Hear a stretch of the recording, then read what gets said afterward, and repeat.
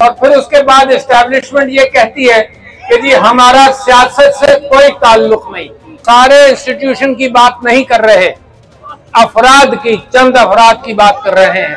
1971 के अंदर जो नुकसान पाकिस्तान को पहुंचाया वो याया खान ने पहुंचाया, और उस भुट्टो के साथ क्या किया, उसको फांसी दे दी गई। इमरान खान सबसे बड़ा पर्देदार है मुल्क की सीक्रेट्स का, उसके ऊपर आप मुकदमा करें कि गद्दारी के एतबार से गली में निजाम हो और निजाम के सारे इंस्टीट्यूशन बंद गली में हो तो कोई भी शख्स गलत फैसला कर बम फोड़ सकता है। लिहाजा मैंने कल परसों एक ट्वीट के अंदर यही कहा कि किसी एक आदमी ने ये कहा कि जी मेरे ऊपर बेइंतहा प्रेशर है, यहाँ जितने लोग खड़े हैं इनकी शक्लें देख लीजिए, सबकी पिटाइयां हुई हैं, लोगों को ये कहा गया है कि तुम्हारा बच्चा और तुम्हारी बच्ची सेफ नहीं है, लिहाजा तुम प्रेस कॉन्फ्रेंस करो और निकल जाओ। और फिर उसके बाद एस्टैब्लिशमेंट ये कहती है कि जी हमारा सियासत से कोई ताल्लुक नहीं। तो इमरान खान साहब ने ये बात उजागर की है कि जी सारे इंस्टीट्यूशन की बात नहीं कर रहे, अफराद की, चंद अफराद की बात कर रहे हैं। और उन्होंने फिर मिसाल दी कि 1971 के अंदर जो नुकसान पाकिस्तान को पहुंचाया वो याया खान ने पहुंचाया।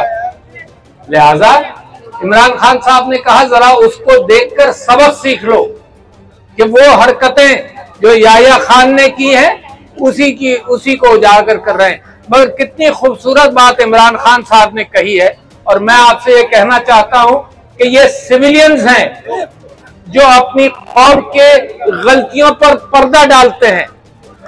कमाल की बात कर रहा हूं आपसे, ये वो सिविलियन प्राइम मिनिस्टर था भुट्टो जिसने हमीदुर रहमान कमीशन की रिपोर्ट को पब्लिश नहीं होने दिया। उसने ये कहा इससे नुकसान पहुंचेगा, उसने रोक लिया, और उस भुट्टो के साथ क्या किया, उसको फांसी दे दी गई।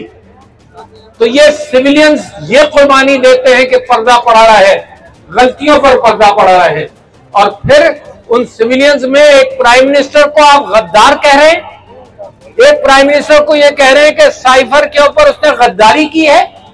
तो सिविलियंस पर्दा डालते रहे, जितनी हरकतें हुई हैं सिविलियन हुकूमतों ने उन पर पर्दा डाला है, जिनके ऊपर जो काम हुए हैं तो सिविलियन हुकूमत कहती नहीं हमने किया है। तो सिविलियन हुकूमतें पर्दा डाले, और जो पर्दा डाले, इमरान खान सबसे बड़ा पर्देदार है मुल्क की सीक्रेट्स का, उसके ऊपर आप मुकदमा करें कि गद्दारी के एतबार से। तो लिहाजा शीशे के घर में बैठकर जरा सा समझ लो, जरा सा पढ़ लो, जरा सा अपनी गलतियों से सीख लो, क्योंकि पिछले 4-5 महीनों से मैं अकाबरीन से ये पूछता रहा हूं कि हमीदुर रहमान कमीशन की रिपोर्ट से कुछ सीखा, तो सबने कहा कि ना वो बताई जाती है ना वो पढ़ाई जाती है। फिर मैंने कहा कारगिल से कुछ सीखा, तो कहा जाता है कि ना वो पढ़ा जाता है ना बताया जाता है।